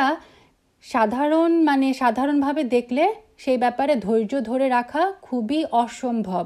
সো তিনি প্রথমে বলেন আপনি আমার সাথে কখনোই ধৈর্য ধরে রাখতে পারবেন না। তখন ওয়াকাইফা তাসবিরু, উনি আরও অ্যাড করলেন যে আপনি কেমন করে ধৈর্য ধরবেন, আলা, সেই ব্যাপারে, মা লাম তুহিত বিহি খুবরা, যেই ব্যাপারে আপনার কোনো খবরই নাই, যে ব্যাপারে আপনি জানেন না, সে ব্যাপারে আপনি কিভাবে ধৈর্য ধারণ করবেন? মুসা আলাইহিস সালাম কি উত্তর দিলেন? ক্বালা সাতাজিদুনি, শীঘ্রই আপনি, অচিরেই আমাকে পাবেন, ইনশা আল্লাহু সাবিরা, আপনি আমাকে ধৈর্যশীল মানে সাবির, ধৈর্য ধারণকারী রূপেই আপনি পাবেন যদি আল্লাহ চান। ওয়ালা আসি লাকা আমরা, আমি আপনার নির্দেশের অমান্য করব না, আপনি যা বলবেন আমি সব শুনবো, আমি আপনার কোনো নির্দেশের অমান্য করব না, এবং আপনি আমাকে ইনশাআল্লাহ ধৈর্যশীলদের মধ্যেই পাবেন। আচ্ছা, তারপরে এখানে হাদিসেও খুব বেশি এক্সট্রা কথা নাই, এটাই বলা আছে। অতঃপর তারা দুজনে রওনা হয়ে নদীর তীর দিয়ে চলতে থাকলো। এমন সময় একটি নৌকা তাদের পাশ দিয়ে যাচ্ছিল, তারা তাদেরকেও নৌকায় উঠিয়ে নিতে অনুরোধ করলেন। তারা খাজির আলাইহিস সালামকে চিনে ফেললেন এবং তাকে তার সঙ্গী সহ পারিশ্রমিক ছাড়াই নৌকায় তুলে নিল। তো খাজির আলাইহিস সালাম আর মুসা আলাইহিস সালাম কি করলেন, নদীর ধার দিয়ে হাঁটতে লাগলেন। একটা নৌকা যাচ্ছিল, সেই নৌকার যে মাঝি ছিল তারা হচ্ছে খাজির আলাইহিস সালামকে চিনত, সো বিনা পারিশ্রমিকে হচ্ছে তারা তাদেরকে উঠিয়ে নিল।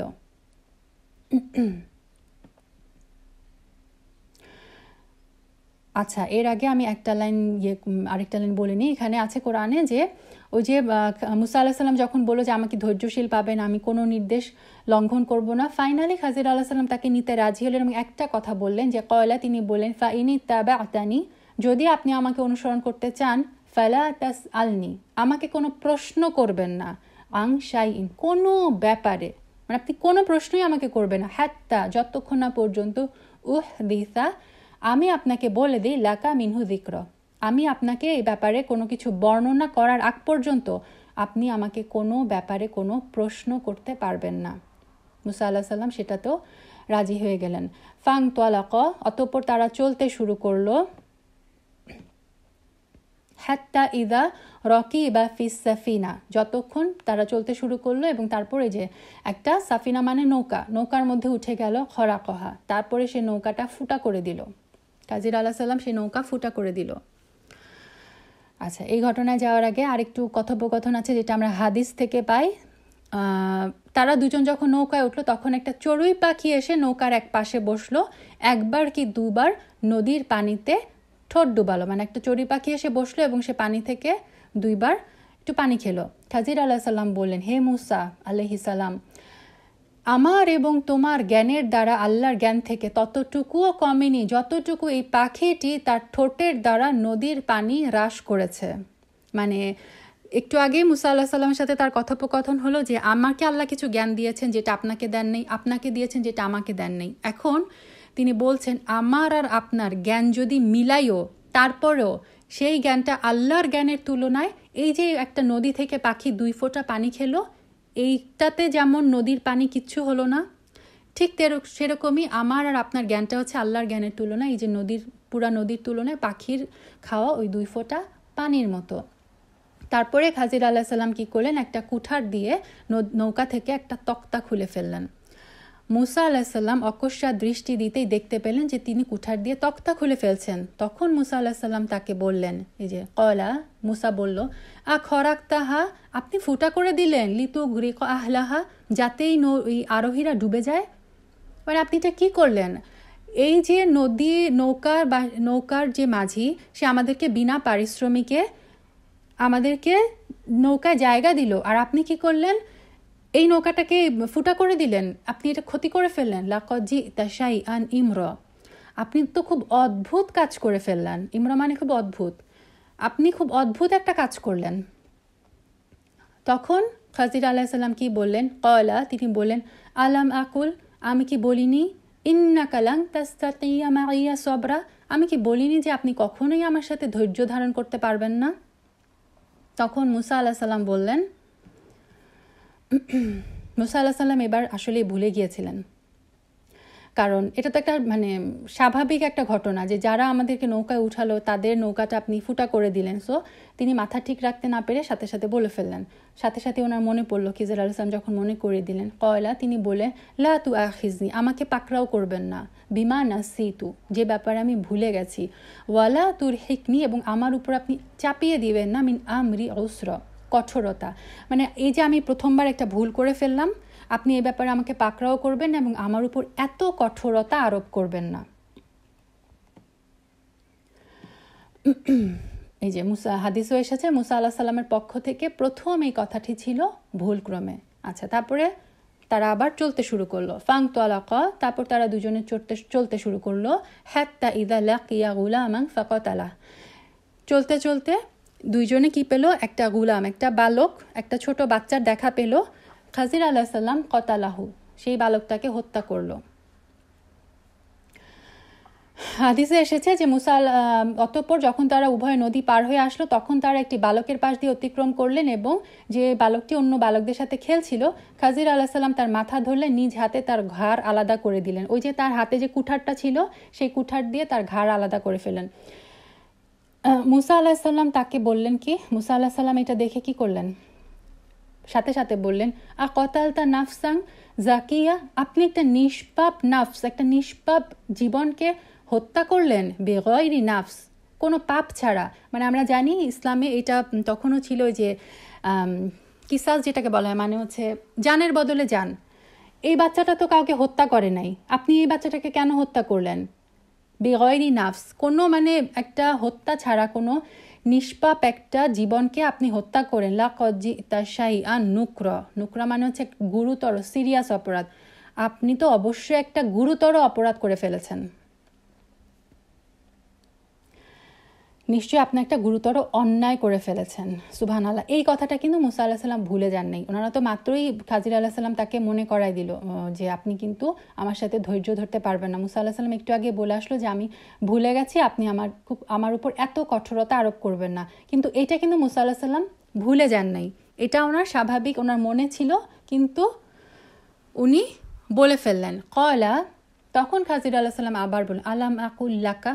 দেখেন আগের এই আয়াতটা সেম ছিল, জাস্ট লাকা শব্দটা এখানে অ্যাড হলো।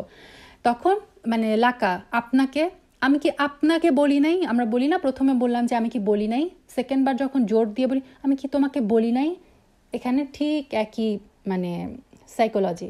লাকা শব্দটা এখানে খাজির আলাইহিস সালাম ইউজ করলেন, আমি কি আপনাকে বলি নাই ইন্নাকা লান তাসতাতিয়া মাইয়া সবরা, সেম কথা যে আপনি কখনোই আমার সাথে ধৈর্য ধরতে পারবেন না। তখন মুসা আলাইহিস সালাম কি করলেন, এখন উনি নিজের উপরই একটা শর্ত আরোপ করে দিলেন। কয়লা, তিনি বললেন ইন সাআলতুকা আন শাইইন বা'দাহা, যদি আমি এর পরে আপনাকে কোনো বিষয়ে প্রশ্ন করি, ফালা তুসাহিবনি, তাহলে আপনি আর আমাকে সঙ্গী হিসেবে রেখেন না। মানে এরপরে মানে যে আমি বললাম দানে দানে তিন দান, দুইবার আমি ভুল করে ফেলেছি, এই থার্ড টাইম যদি আমি আর কোনো ব্যাপারে যদি প্রশ্ন করি তাহলে আপনি আর আমাকে আপনার সাথে রাখবেন না। কদ বালগতা, নিশ্চয়ই আপনি পৌঁছে গেছেন মিল্লাদুনি উদরা, অজুহাতের মানে ওজোর, আমরা ওজোর দিই, অজুহাত দিই। মুসা আলাইহিস সালাম বললেন যে আপনি ওজোর আপত্তির ব্যাপারে মানে আপনি চূড়ান্ত সীমায় পৌঁছে গেছেন, মানে এরপরে যদি আমি কোনো ভুল করি এই ওজোর আমি নিজেই দিয়ে দিলাম যে আপনি আর তখন আমাকে আপনার সঙ্গী করেন না। ফাংতলাক, তারপরে তারা আবার দুজনে চলতে থাকলো। হাত্তা ইদা আতায়া, যতক্ষণ না তারা দুইজন আসলো। আচ্ছা, এখানে যে দুইজনের কথা বলা হচ্ছে, স্টোরির প্রথমে কিন্তু তিনজন ছিল না, ওই যে ফাতা যে ইউশা ইবনে নুন ছিল, কিন্তু এখানে কিন্তু আর ইউশা ইবনে নুনের কোনো বর্ণনা নাই। আমরা কোরআনের ভাষা থেকে, গ্রামারের ভাষা থেকে বুঝতে পারি যে দুইজনের কথা বলা হচ্ছে। তো মুফাসসিরগণ বলেছেন যে খাজির আলাইহিস সালামের সঙ্গে মুসা আলাইহিস সালাম এই জার্নি শুরুর সময় ইউশা ইবনে নুনকে উনি ওখানেই রেখে আসেন, কারণ এই জার্নিটা স্পেশাল জার্নি, সে কারণে ইউশা ইবনে নুনকে তিনি আর সাথে নেন নাই। তো তারা চলতে থাকলো এবং এমন একটা জনপদে এসে তারা উপস্থিত হলো। ইস্তাত আমা, তারা খেতে চাইলো আহলাহা, তার অধিবাসীদের কাছে, মানে তারা জার্নি থেকে খুব ক্লান্ত ছিল। এটা কিন্তু প্রাচীনকাল থেকে একটা রীতি যে মুসাফিররা যখন কোনো গ্রাম, কোনো লোকালয় দিয়ে যখন ক্রস করে তখন তাদের এই যে আতিথেয়তা, আপ্যায়ন করা, এটা কিন্তু সেই আদিমকালের রীতি।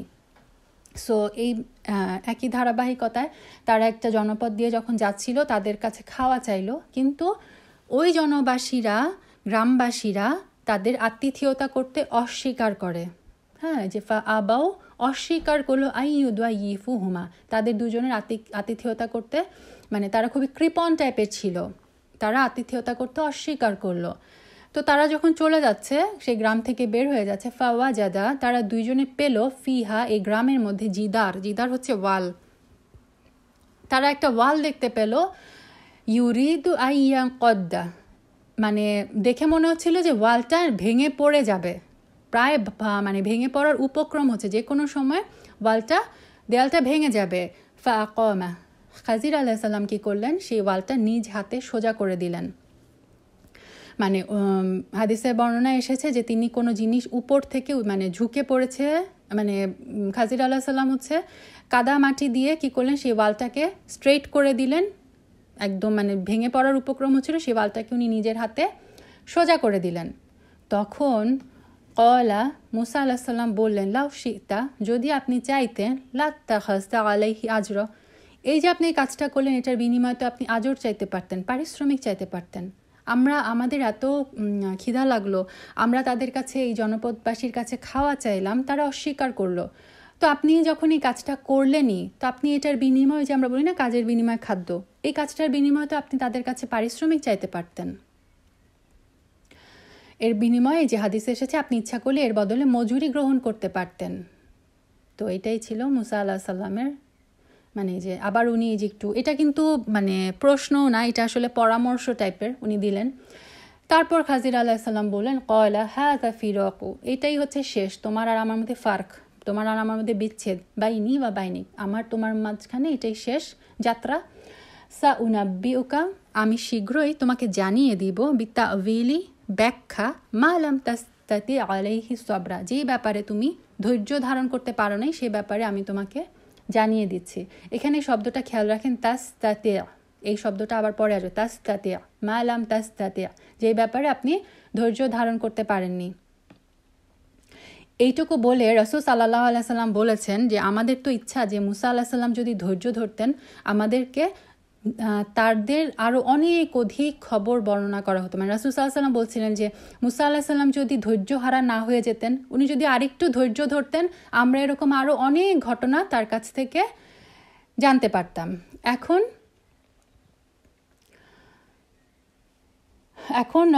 খাজির আলাইহিসসালাম হচ্ছে ঘটনার বর্ণনা দিচ্ছেন যে এই যে তিনি তিনটা কাজ করলেন, এই তিনটা কাজ কেন করলেন সেটার উনি এখন বর্ণনা দিবেন।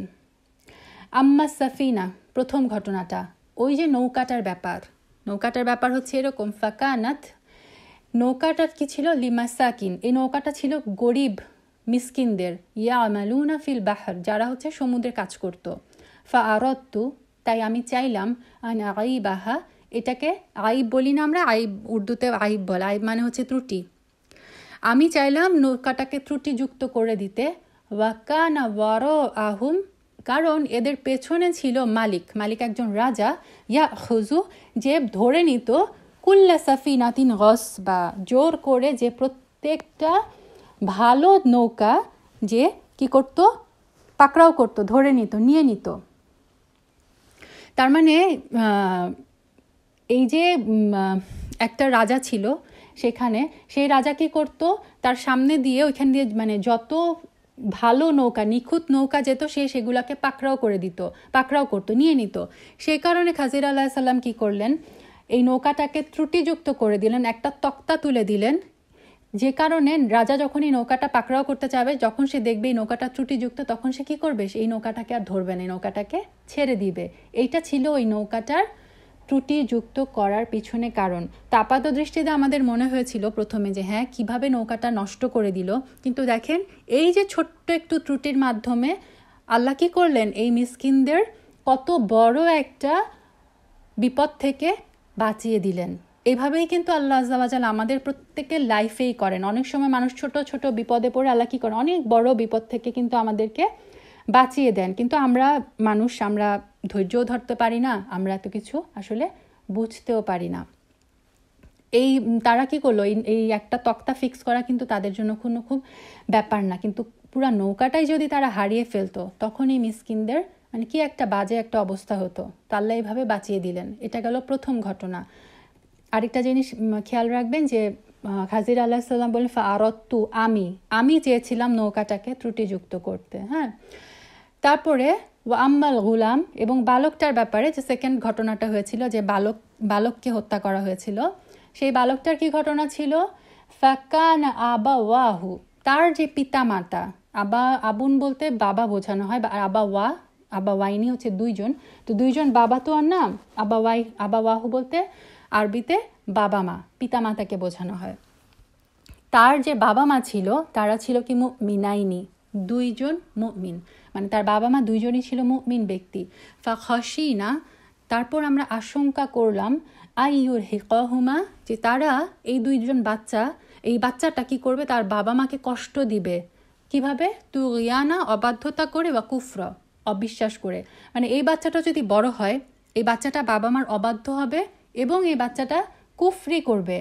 তো একটা বাচ্চা যদি অবাধ্য হয় এবং এই বাচ্চা যদি কুফরি করে, তাহলে সেই বাচ্চাটা আলটিমেটলি তার বাবা মার কি সারাটা জীবনের, এবং শুধু জীবনের না, এই জীবনের না, আখেরাতের জন্য কিন্তু দুর্ভোগের কারণ হয়। সেই কারণে কি করলেন খাজির আলাইহিস সালাম, আল্লাহ আযজা ওয়া জাল্লার নির্দেশে সেই বাচ্চাটাকে হত্যা করলেন। এবং তাফসিরে এসেছে যে এই বাচ্চাটাকে যখন হত্যা করা হয়, বাচ্চাটার মা অলরেডি প্রেগনেন্ট ছিলেন, এবং তাকে যে বাচ্চাটা দেওয়া হয় সেই বাচ্চাটা মানে পবিত্র এই যে এই আল্লাহ আযজা ওয়া জাল্লা এখানে কোরআনেই বলে দিচ্ছেন যে ফাআরাদনা, আমরা চাইলাম আইয়ুবদিলাহুমা, এই বাচ্চাটার পরিবর্তে আমি বদল করে দিব রব্বুহুমা, তাদের রব, খয়রাম মিনহু, এই বাচ্চাটার চেয়ে উত্তম একটা বাচ্চা তাদেরকে দেওয়া হবে, জাকাতা, জাকাত মানে পবিত্রতা, ও আকরাবা রুহমা, এবং দয়ার দিক থেকে, মানে দয়া মায়া এবং পবিত্রতায় এই বাচ্চাটার চেয়ে খয়ের, এই বাচ্চাটার চেয়ে উত্তম একটা বাচ্চা তাদের দুইজনের রব তাদেরকে দিবে। এইটা কারণ কি, কেন আল্লাহ আযজা ওয়া জাল এই যে কুফরি, যে বাচ্চাটা কুফরি করতো, বা এই যে বাবা মাকে বাচ্চার কুফরি আর অবাধ্যতা থেকে কেন রক্ষা করলেন? কারণ আল্লাহ আযজা ওয়া জাল বললেন তাদের বাবা মা ছিল মুমিন। কাতাদা রহিমাহুল্লাহ এই আয়াতের তাফসিরে বলেন যে একটা বাচ্চার জন্মের কারণে তার পিতামাতা খুব আনন্দিত হয়, আবার একটা বাচ্চা যখন মারা যায় তখন তার ধ্বংস দেখলে কি হয়, দুঃখিত হয়। অথচ এই বাচ্চাটার জীবন তাদের জন্য ছিল ধ্বংসাত্মক। এই বাচ্চাটা যখন মারা যায় তখন কিন্তু তাদের বাবা মা বুঝতেও পারেনি যে এই বাচ্চাটা ফিউচারে বড় হলে এই বাচ্চাটা তাদের জন্য ধ্বংস ডেকে আনবে। সুতরাং আল্লাহ কি করলেন, তাদেরকে এই ধ্বংসের হাত থেকে রক্ষা করার জন্য এই বাচ্চাটাকে কেড়ে নিলেন। তার মানে আল্লাহর, আমরা বুঝতে পারি যে কাতাদা রাহিমাহুল্লাহ বলছেন যে আল্লাহর মীমাংসার উপরে সর্বাবস্থায় মানুষের সন্তুষ্ট থাকতে হবে।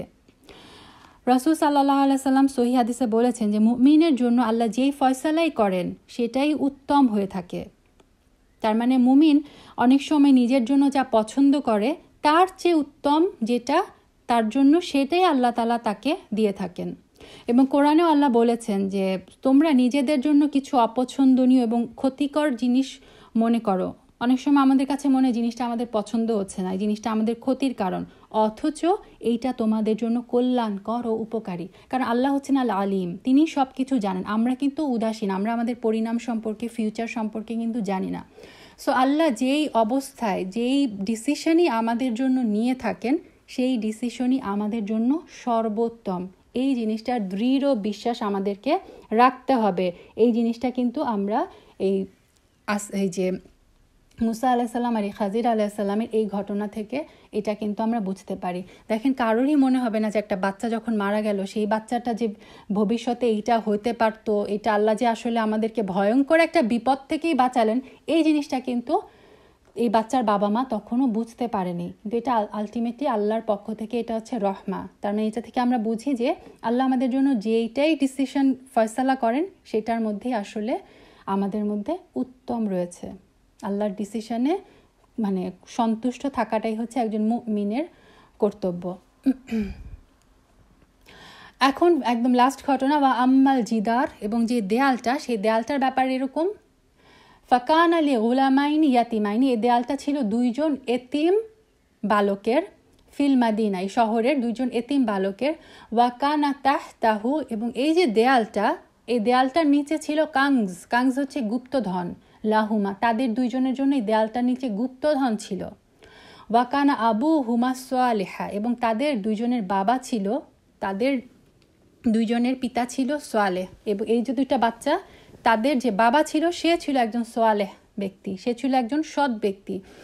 খাজির আলাইসাল্লাম যে দেয়ালটা তুলে দিলেন, যে দেয়ালটা ভেঙে পড়ছিল, ওই দেয়ালটা যদি তখন ভেঙে যেত ওই গুপ্তধনটা বের হয়ে যেত। এবং আমরা দেখে আসলাম যে এই জনপদবাসী এত নিষ্ঠুর, এত নির্দয় যে তারা দুইজন মুসাফিরকেই খাওয়া দিল না। সো তারা যদি এই দুইজন এতিম ছোট মানে এতিম বাচ্চার গুপ্তধনের সন্তান যদি পায়, তারা কি করবে? লুটে নিবে। সেই কারণে আল্লাহ আযza তখনই চান নাই যে এই গুপ্তধনটা বাচ্চাদের কাছে বের হয়ে যাক। এবং বাচ্চারা মানে ছোট থাকা অবস্থায় যদি তারা এই ধন সম্পদের মালিক হয়, তারা কিন্তু এটা রক্ষা করতে পারবে না।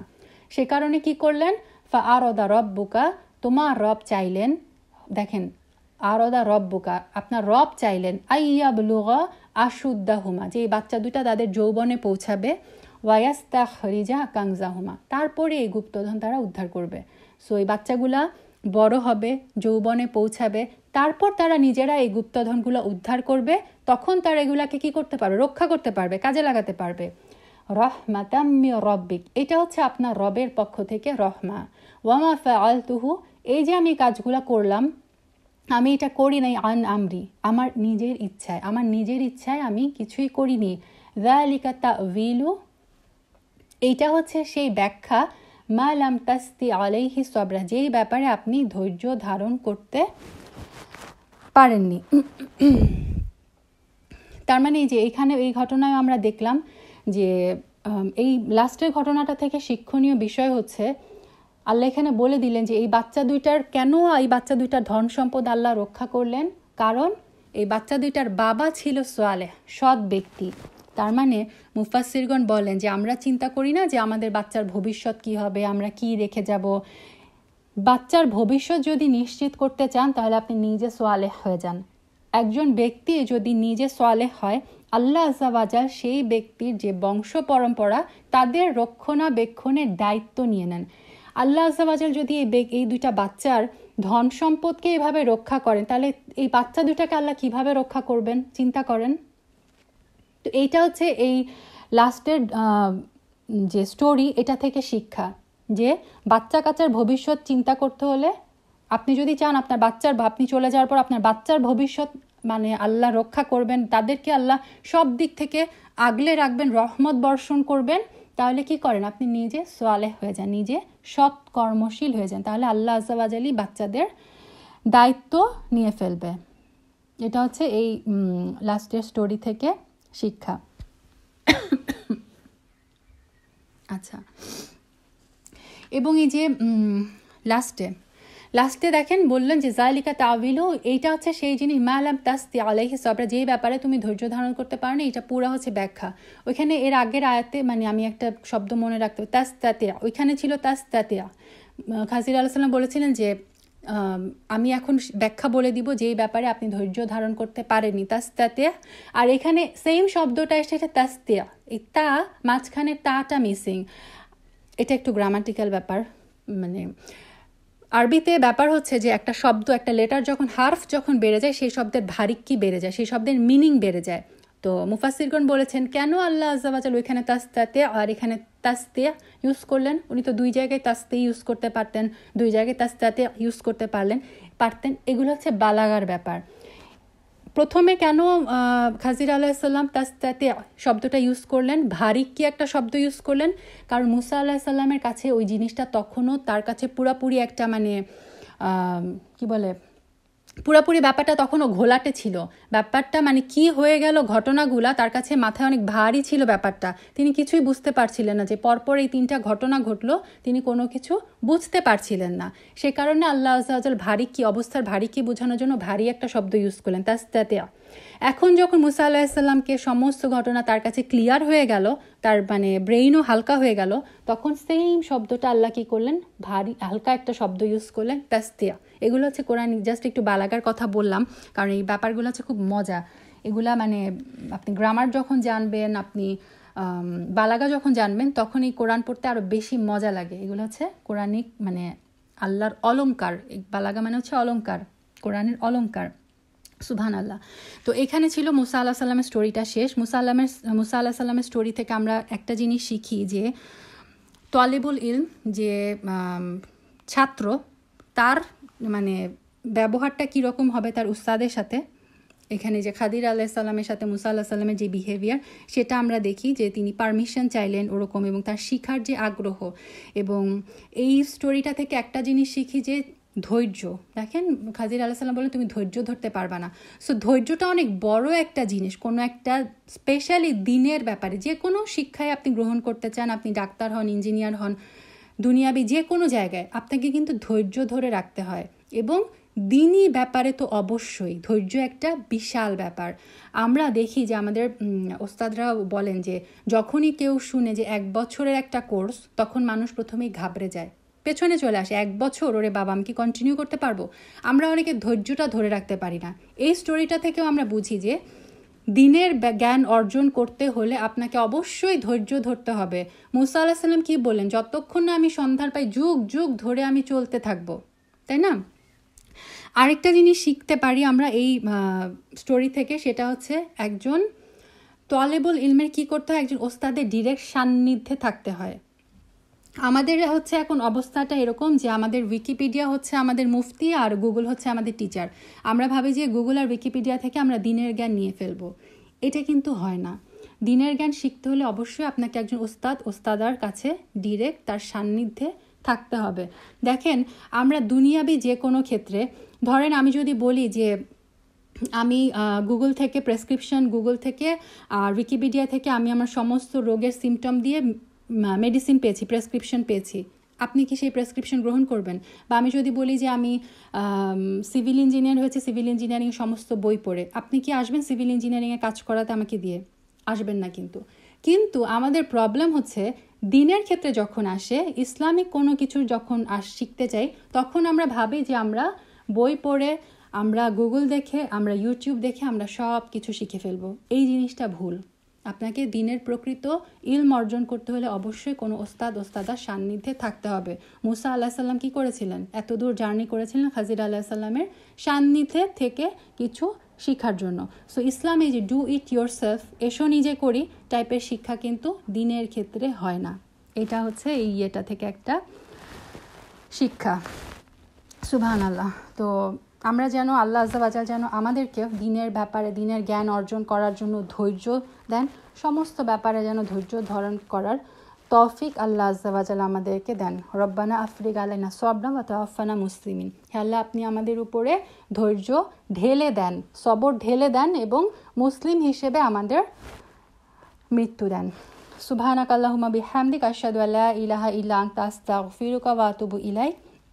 সুবহান রাব্বিকা রাব্বিল ইজ্জাতি আম্মা ইয়াসিফুন ওয়া সালামুন আলাল মুরসালিন আলহামদুলিল্লাহি রাব্বিল আলামিন। আল্লাহু আকবার কাবীরা আলহামদুলিল্লাহি কাসীরা ওয়া সুবহানাল্লাহি বুকরাতা ওয়া আসিলা। আসসালামু আলাইকুম ওয়া রাহমাতুল্লাহি ওয়া বারাকাতুহু।